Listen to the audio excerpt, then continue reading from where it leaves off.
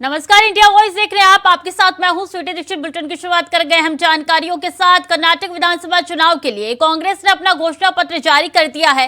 Party अध्यक्ष मल्लिकार्जुन खड़गे ने घोषणा पत्र जारी करते हुए कहा कि हम कर्नाटक की जनता को दिए गए वादों पर पूरी तरीके से खरा उतरेंगे। इस दौरान खड़गे ने पुरानी पेंशन योजना पर जोर देते हुए कहा कि राज्य में हमारी सरकार बनने पर इससे बहाल करने का काम किया जाएगा। साल 2006 के बाद के कर्मचारियों के लिए पुरानी पेंशन बहाल की जाएगी। खड़गे ने कहा है कि बजरंग दल और पीएफआई जैसे संगठनों पर कड़ी कार्रवाई की जाएगी। इस मौके पर पार्टी अध्यक्ष खड़गे के अलावा पूर्व सीएम सिद्धारमैया और प्रदेश अध्यक्ष डीके शिवकुमार के साथ ही अन्य पार्टी नेता मौजूद रहे। बजरंग दल पर बैन को लेकर कांग्रेस के वादे पर बीजेपी हमलावर दिख रही है, जिसको लेकर असम के सीएम हेमंत बिस्वा शर्मा ने सवाल खड़े किए हैं।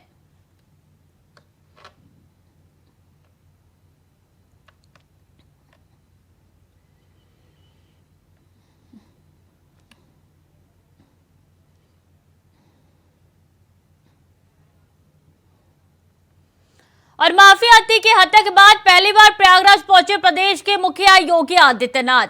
विपक्ष को आड़े हाथों लेते हुए योगी ने कहा कि प्रदेश में हो रहे विकास के बारे में उन्होंने बताया। आइए सुनते हैं उन्होंने क्या कुछ कहा। रामचरितमानस में संत तुलसीदास जी ने एक बात कही थी, कर्म प्रधान विश्व रसि राखा, जो जस करहि सो तस फल चाखा। और मुझे लगता है कि ये पंक्तियां आज भी उसी प्रकार की प्रासंगिक हैं जैसे मध्यकाल में थी। जीवन की शाश्वतता का संदेश देने वाले ये पंक्तियां हमारे कर्म प्रधान व्यवस्था को कहीं न कहीं मार्गदर्शन करती हुई दिखाई देती है। जिस प्रयागराज में दुनिया अपनी आध्यात्मिक पिपासा के लिए आती है, जिस प्रयागराज की धरती ने हजारों वर्षों से मानवता के कल्याण का मार्ग प्रशस्त किया हो, कुंभ हो या माघ मेला, करोड़ों करोड़ों श्रद्धालु प्रयागराज में आकर के संगम में डुबकी लगा करके अपने जन्म और जीवन को धन्य करता है। जहां पर अन्याय अत्याचार से पीड़ित मानवता आकर के न्यायालय की शरण में आकर के न्याय प्राप्त करने के विलासा से आता है। कुछ लोगों ने उस प्रयागराज की धरती को अन्याय और अत्याचार का शिकार बना दिया था, लेकिन यह प्रकृति न किसी पर अत्याचार करती है और न किसी के अत्याचार को स्वीकार ही करती है। सबका हिसाब बराबर करके रख देती है। खबरों में आगे बढ़ेंगे। रामनवमी हिंसा के मामले में बीजेपी के वरिष्ठ नेता और 5 बार विधायक रहे जवाहर प्रसाद की गिरफ्तारी हुई है, जिसको लेकर बिहार बीजेपी प्रदेश अध्यक्ष सम्राट चौधरी ने नीतीश सरकार को घेरा है। उन्होंने सरकार पर हमला बोलते हुए कहा है कि यह नीतीश शासन की साजिश है। शासन प्रशासन पहले 1 महीने तक अपराधी को नहीं खोज पाया और अब तो बीजेपी नेता को जेल में डाल दिया। इसके विरोध में वो 3 मई को सासाराम और 5 मई को बिहार शरीफ में धरना देंगे। उन्होंने महागठबंधन सरकार को चुनौती देते हुए कहा कि जितनी ताकत है लगा दीजिए। अभी आप देख रहे हैं ना सासाराम, और इसमें क्या होगा। 1 महीने तक बिहार की पुलिस खोज नहीं पाई कि अपराधी कौन था। मैं तो जा रहा हूं 3 तारीख को, मैं धरना पे जा रहा हूं सासाराम, और नीतीश कुमार की सरकार को जो ताकत लगाना है लगाए। बिहार की जनता स्पष्ट जानती है कि आप बिहार की जनता को गुमराह नहीं कर सकते। और 5 तारीख को मैं बिहार शरीफ भी जाऊंगा। लोगों की हत्या हो रही है और नीतीश बाबू बैठ के यहाँ ताली बजा रहे हैं। तो वहीं निकाय चुनाव को लेकर प्रदेश के मुख्यमंत्री योगी आदित्यनाथ के जनपद आगमन का कार्यक्रम आ गया है। सीएम योगी 3 मई को बलिया दौरे पर रहेंगे, जहां सतीश चंद्र महाविद्यालय के मैदान में होगी आगमन, जहां वो निकाय चुनाव को लेकर जनसभा में हुंकार भरेंगे। 3 मई को बलिया दौरे पर मुख्यमंत्री योगी निकाय चुनाव को लेकर जनसभा करेंगे।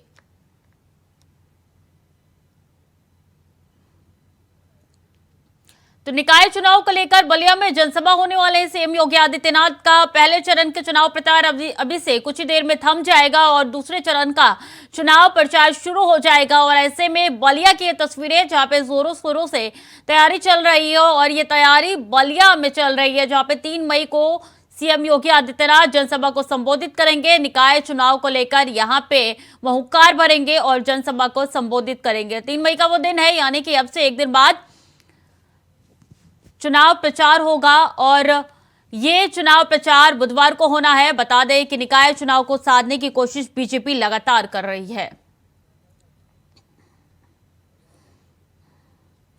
कांग्रेस के पूर्व मंत्री सज्जन सिंह वर्मा ने देवास जिले की हाटपिल्लिया विधानसभा से राजवीर सिंह बघेल का टिकट को फाइनल किया है। राजवीर सिंह बघेल के पिता की पुण्यतिथि कार्यक्रम में पहुंचे थे पूर्व मंत्री सज्जन सिंह वर्मा, जहां उन्होंने कार्यक्रम के दौरान टिकट कंफर्म करने का ऐलान किया, जिसका अब वीडियो सोशल मीडिया पे वायरल हो रहा है।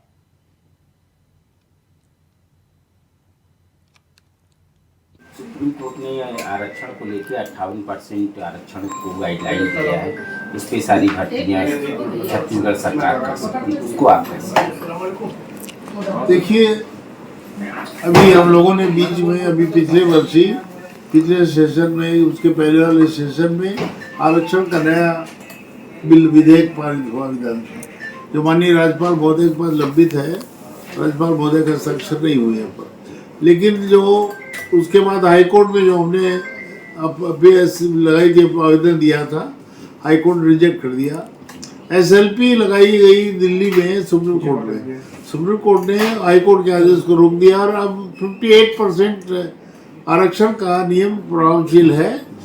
न जाने कितने बेरोजगारों को नौकरी की तलाश में जो थे, नौकरी की आशा में थे, उनको परेशानी हुई। बच्चों के रिजल्ट नहीं निकल पाए, परीक्षाओं के रिजल्ट नहीं निकल पा रहे थे और जहां नौकरी की संभावनाएं थी उसमें नियुक्तियां नहीं हो रही थी। अब इस सुप्रीम कोर्ट ने जो राहत प्रदान की है, इससे अब लोगों को रोजगार के अवसर बढ़ेंगे, एक राहत मिली है और बच्चों के रिजल्ट, छात्रों के रिजल्ट जो है, परीक्षा के रिजल्ट, वो घोषित किए जाएंगे।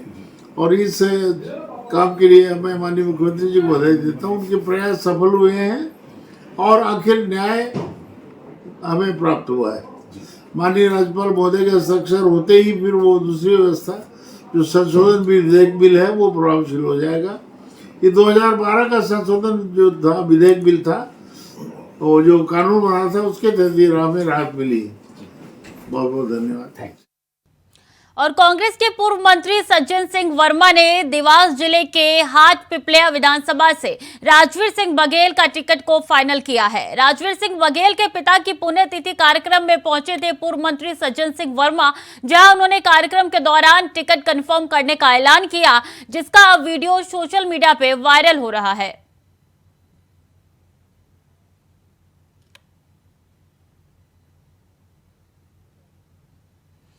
तो ये वीडियो वायरल हो रहा है, जहां पे आपको बता दें कि राजवीर सिंह बघेल को बनाया गया है प्रत्याशी। हालांकि इस वीडियो की पुष्टि इंडिया वॉइस नहीं करता है। पूर्व मंत्री सज्जन सिंह ने यह ऐलान किया है और यह ऐलान का वीडियो सोशल मीडिया पे वायरल हो रहा है।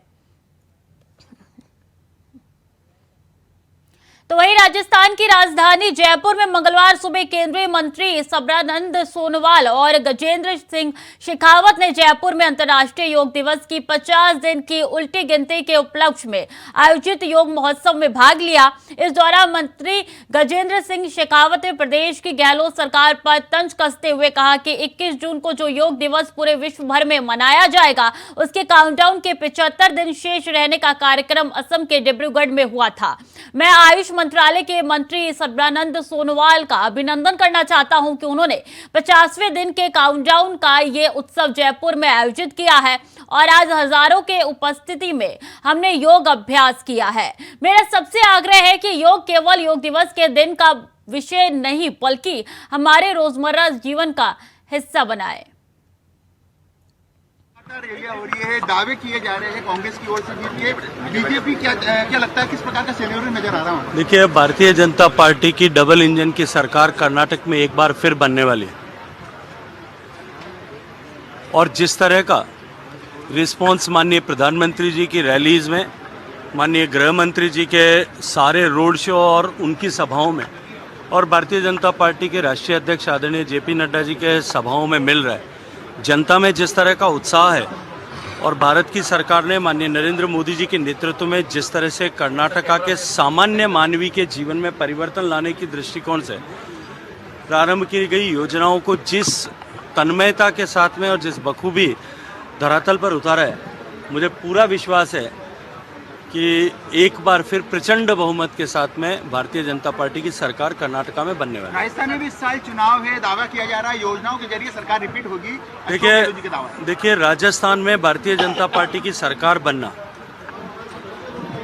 क्योंकि कांग्रेस की सरकार का एब्सोल्यूट फेलियर हुआ है, वो उतना ही अवश्यंभावी है जितना कल सुबह सूर्योदय पूर्व से होगा, ये जितना अवश्यंभावी है उतना ही।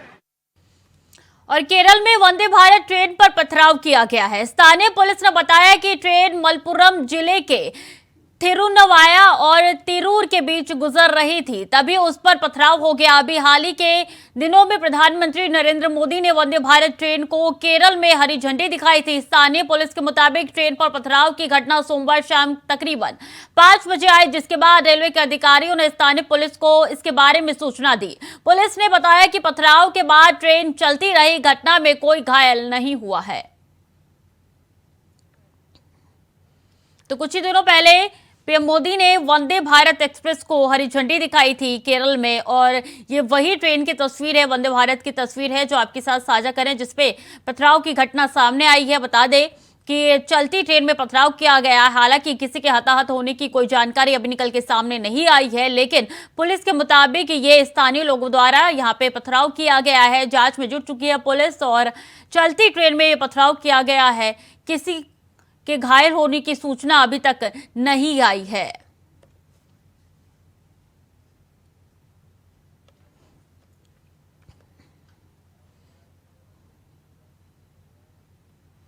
शिवपुरी जिले के थाना क्षेत्र में 2 बदमाशों ने दिन दहाड़े एक महिला को बातों में उलझाकर उसका बैग छीनकर बाइक से रफू चक्कर हो गए। जहां महिला ने बताया कि उसके बैग में 7,000 कैश और कुछ सोने चांदी के जेवर समेत मोबाइल फोन रखा था, तो वहीं सूचना मिलता ही थाना पुलिस मौके पर पहुंची और मामला दर्ज कर बदमाशों की तलाश में जुट चुकी है।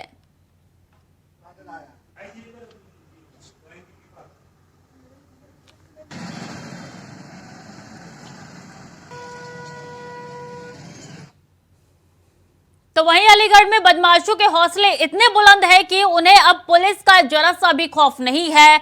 महुआ खेड़ा इलाके में दिन दहाड़े 3 बाइक सवार के साथ आधा दर्जन बदमाशों ने मारपीट कर लूट की घटना को अंजाम दिया। दरअसल युवक बैंक से पैसा निकालकर घर जा रहा था और तभी हथियारों के बल पर उससे 25,000 रुपए लूट लिए गए। मामले को लेकर थाने में तहरीर दी गई है, जिसके बाद आधा दर्जन लोगों के साथ इस लूट को वारदात किया गया है। पुलिस आगे की जांच में जुट चुकी है।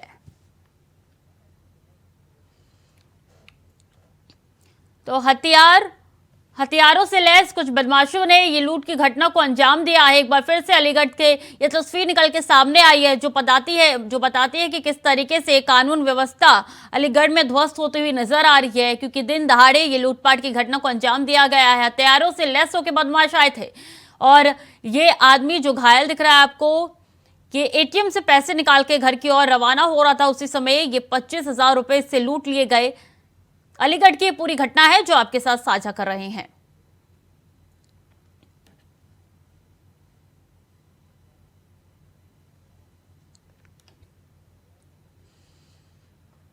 मध्य प्रदेश के धार जिले में पुलिस प्रशासन की तरफ से समाधान शिविर का आयोजन किया गया, जिसमें ग्रामीणों को प्रशासन की तरफ से कई जानकारियां दी गई।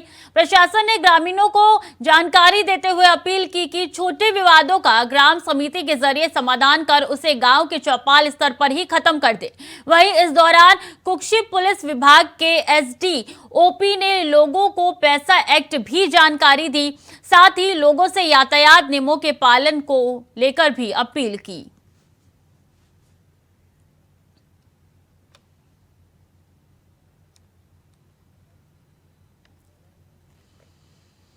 और पीलीभीत के थाना क्षेत्र रहमाऊ उत्तरी में रविवार की देर रात कार की टक्कर से खुटार हाईवे पर 3 लोगों की मौत का मामला सामने आया है। पुलिस ने मौके पर पहुंच के कार में फंसे लोगों को किसी तरीके से बाहर निकाला। बता दें कि 2 जिलों की सीमा पर हुए हादसे को लेकर पुलिस विवाद में उलझी रही। हालांकि बाद में सहरामऊ पुलिस ने शव को कब्जे में लेकर पोस्टमार्टम के लिए भेज दिया है। वहीं इसके कारण दूसरे दिन भी मृतकों के पोस्टमार्टम हो सका।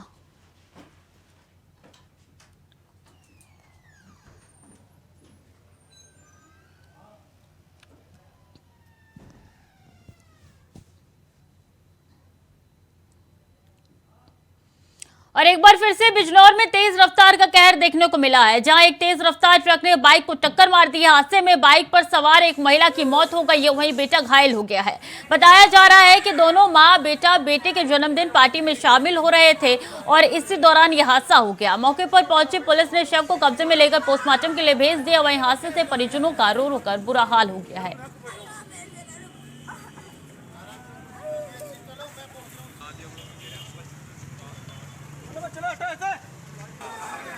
तो हादसे में मां की मौत हो चुकी है, बेटा वहीं घायल बताया जा रहा है। बिजनौर में तेज रफ्तार का कहर देखने को मिला है और बता दें इस घटना से इलाके में हड़कंप तो मचाई हुआ है। इसी के साथ परिजनों का रो रो कर बुरा हाल है। तो ट्रक और बाइक की जोरदार टक्कर में मां की मौत हो चुकी है, तो बेटा गंभीर रूप से घायल बताया जा रहा है। बेटे के जन्मदिन से वापस लौट रहे थे और इसी के दौरान ये बड़ा हादसा हो चुका है। बिजनौर की पूरी घटना है, जहां पे एक बार फिर से तेज रफ्तार का कहर देखने को मिला है। ट्रक और बाइक की ऐसी टक्कर हुई कि मां की मौके पर ही मौत हो गई, तो बेटा गंभीर रूप से घायल बताया जा रहा है। तस्वीरें लगातार आपके साथ साझा कर रहे हैं। बीती रात की पूरी घटना है जो आप तक पहुंचा रहे हैं।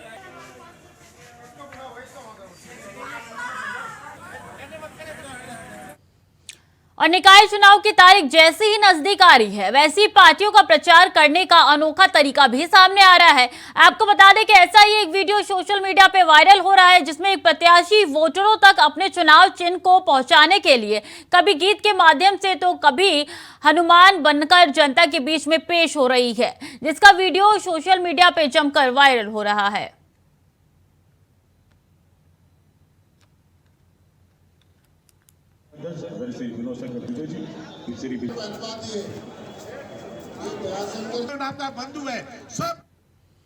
बिजनौर के रेलवे कॉलोनी में रास्ते में गाड़ी खड़ी करने को लेकर 2 पक्षों में विवाद हो गया। इस दौरान जमकर मारपीट हुई, जिसका वीडियो सोशल मीडिया पे वायरल हो रहा है। मामले को लेकर पीड़ित पक्ष ने पुलिस से शिकायत की है, जिसके बाद पुलिस मामले की जांच में जुट गई है।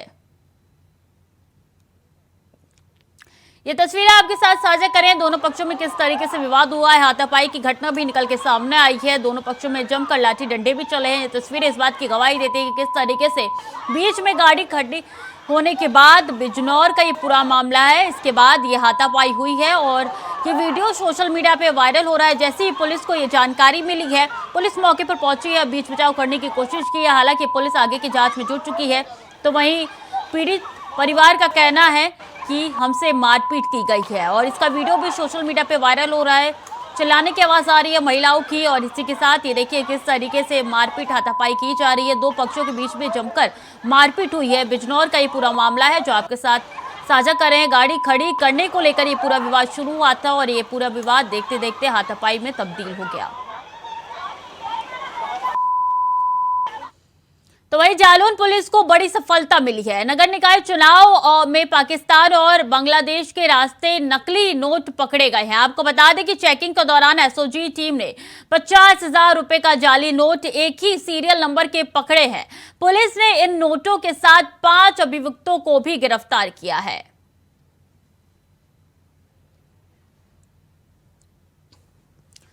तो पुलिस के हाथ बड़ी कामयाबी लगी है। जालौन का ये पूरा मामला है, जहां पे पाकिस्तान और बांग्लादेश के रास्ते ये फर्जी नोट बना के लाए जा रहे थे और नगर निकाय चुनाव के पहले ये पुलिस को बड़ी कामयाबी पुलिस के हाथ लगी, ये बड़ी सफलता मानी जा रही है।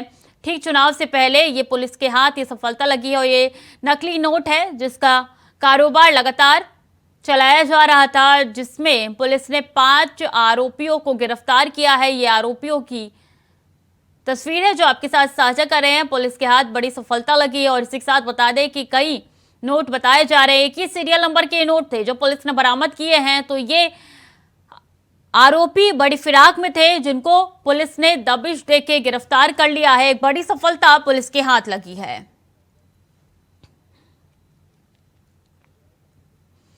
और शाहजहांपुर में पुलिस ने मोबाइल चोरी करने वाले गिरोह का भांडाफोड़ किया है। दरअसल ये ग्रुप बच्चों को पैसों का लालच देकर उन्हें चोरी की ट्रेनिंग देता था और फिर उनसे मोबाइल चोरी करवाया करता था। पुलिस ने ग्रुप का भांडाफोड़ करते हुए 3 आरोपियों को गिरफ्तार किया है और उनके पास से 2 बच्चों को पकड़कर बाल सुधार गृह भेज दिया गया है। वहीं 25 फोन बरामद कर लिए गए हैं।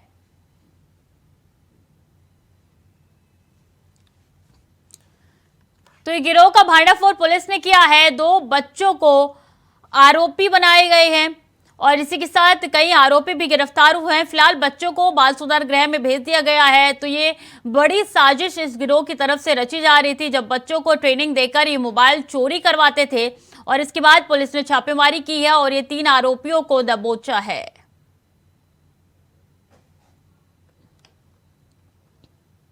और बड़ी जानकारी, बिल्किस बानो केस में 11 दोषियों की रिहाई का यह पूरा मामला है। रिहाई के खिलाफ याचिका पर सुप्रीम कोर्ट में सुनवाई टली है। 9 मई को आगे की सुनवाई पर सुप्रीम कोर्ट देगा निर्देश। अहम जानकारी आप तक पहुंचा रहे हैं। बिल्किस बानो से जुड़ी हुई की रिहाई के खिलाफ याचिका पर सुप्रीम कोर्ट में सुनवाई टल गई है। अहम जानकारी, बिल्किस बानो से जुड़ी हुई 9 मई को आगे की सुनवाई पर सुप्रीम कोर्ट देगा निर्देश।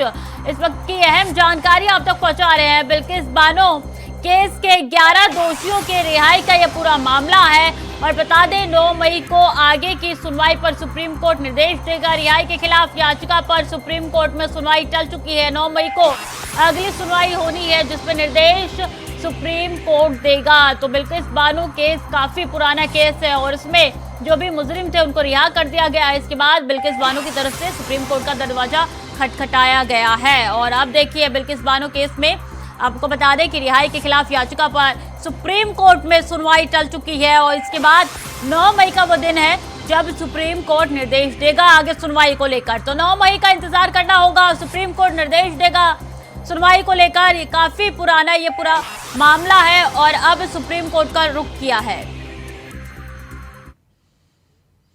और जहां सत्ताधारी पार्टी जोर शोर से चुनावी रण में कूद पड़ी है, तो वहीं विपक्षी पार्टियों ने भी प्रचार प्रसार में कोई कसर नहीं छोड़ी है। चुनाव को लेकर समाजवादी पार्टी पूरी तरीके से प्रचार प्रसार कर रही है। शाहगंज नगर पालिका से सपा प्रत्याशी रचना सिंह भी एड़ी चोटी का जोर लगाकर प्रचार करने में जुटी है। और रचना सिंह के पति वीरेंद्र सिंह बंटी से बात की हमारे संवाददाता प्रियम पाठक ने। नामांकन प्रक्रिया पूरी होने के बाद अब प्रत्याशी प्रचार और प्रसार पर जोर दे रहे हैं। सभी राजनीतिक दलों के जितने भी प्रत्याशी हैं वो अब जनता के बीच जाकर अपनी बातें रख रहे हैं और उनसे अपना समर्थन जुटाते हुए नजर आ रहे हैं। शाहगंज नगर पालिका की बात करें, समाजवादी पार्टी की तरफ से रचना सिंह को बतौर प्रत्याशी मैदान में उतारा गया है। हमारे साथ इसमें बात करने के लिए उनके पति वीरेंद्र सिंह बंटी जो है वो हमारे साथ मौजूद हैं, जो जनता के बीच में लगातार जाकर अपनी पत्नी के लिए समर्थन जुटाते हुए नजर आ रहे हैं और लगातार इस बात को लेकर वो प्रयास कर रहे हैं कि जो मतदान हो वो उनके पक्ष में हो। क्या कुछ फिलहाल माहौल है, किस तरीके के रुझान मिल रहे हैं और जनता का किस तरीके का साथ मिल रहा है, उस पर हम बात करेंगे वीरेंद्र सिंह बंटी से। बंटी जी, कैंपेनिंग लगातार जारी है, जनता के बीच लगातार जा रहे हैं, किस तरीके का माहौल फिलहाल अभी देखने को मिल रहा है? पहले तो आप सब लोग का नमस्कार। थोड़ा गला खराब है तो उसके लिए थोड़ी वॉइस में क्लियरिटी नहीं रहेगी, क्योंकि मैं लगातार लोगों से मिल रहा हूँ, बातें कर रहा हूँ, अपनी बातें समझा रहा हूँ और समर्थन तो ऐसा मिल रहा है और आशीर्वाद तो इतना ज़्यादा मिल रहा है कि आंखें छलक जा रही हैं। बस इससे ज़्यादा मैं क्या कहूँ। अभी जब जनता के बीच में जा रहे हैं तो क्या रुझान देखने को मिल रहा है? मतलब आप क्या बातें लेकर जा रहे हैं, किन मुद्दों को लेकर जनता के बीच में जा रहे हैं? मेरा बस 2 ही मुद्दा है, विकास और विकास हो क्षेत्र का और भ्रष्टाचार ना हो। तो ये सब मुद्दे हैं मेरे कि विकास ज़्यादा से ज़्यादा कराया जाएगा, जो भी काम होगा तुरंत होगा नगर पालिका में। भ्रष्टाचार एकदम जीरो रहेगा, किसी भी चीज़ के लिए उसमें कोई भी टॉलरेंस मतलब किसी भी तरीके का मतलब भ्रष्टाचार पे तो कोई समझौता करना ही नहीं है हम लोगों को और सबके साथ न्यायपूर्ण कार्य किया जाएगा। किसी का पार्टी नहीं बना जाएगा दूसरे पक्ष का, तो जो भी न्यायोचित कार्य होगा वही किया जाए। बहुत बहुत शुक्रिया हमसे बात के लिए और बहुत बहुत शुभकामनाएं आपको भी 14 तारीख के मतगणना के लिए कि आपके पक्ष में रुझान है। तो बिल्कुल माहौल बना हुआ है, सभी प्रत्याशी मैदान में हैं, अपनी अपनी जीत का दम भर रहे हैं, लेकिन असलियत क्या है ये 14 तारीख को आने वाले रुझान बताएंगे कि जनता ने अपना आशीर्वाद किसको दिया। कैमरामैन सुभाष चंद्रा के साथ प्रियम पाठक, इंडिया वॉइस, शाहगंज, जौनपुर। नामांकन प्रक्रिया पूरी होने के बाद अब प्रत्याशी प्रचार। खबरों में आगे बढ़ेंगे। बता दें निकाय चुनाव बेहद करीब है और ऐसे में तमाम पार्टियों की तरफ से एड़ी चोटी का जोर लगाया जा रहा है। उत्तर प्रदेश में नगर निकाय चुनाव को लेकर सरगर्मियां तेज हो चुकी है। सत्ताधारी बीजेपी समेत सभी राजनीतिक दल के उम्मीदवारों ने पूरी ताकत झोंक दी है। आज चुनावी मैदान में जोर आजमाइश का आखिरी दिन है। शाम 6 बजे पहले चरण के लिए चुनाव प्रचार थम जाएंगे। बता दें 4 मई को पहले चरण का मतदान होना है। निकाय चुनाव में क्या कुछ तैयारी है, इसको लेकर जौनपुर की शाहगंज से विधायक रमेश से बातचीत की हमारे संवाददाता प्रियम पाठक ने। निकाय चुनाव के रण का आगाज हो चुका है। सभी प्रत्याशी और उनके समर्थक इस समय जनता के बीच में जाकर अपने अपने लिए समर्थन जुटा रहे हैं, नए नए वादे कर रहे हैं। इसी बीच हमारे साथ इसमें बात करने के लिए शाहगंज से विधायक रमेश सिंह जी हैं। जानेंगे, इनसे बात करेंगे कि क्या कुछ इस समय शाहगंज का माहौल है, किस तरीके से जनता के बीच में रुझान मिल रहा है और क्या कुछ तैयारी है 4 तारीख के मतदान को लेकर।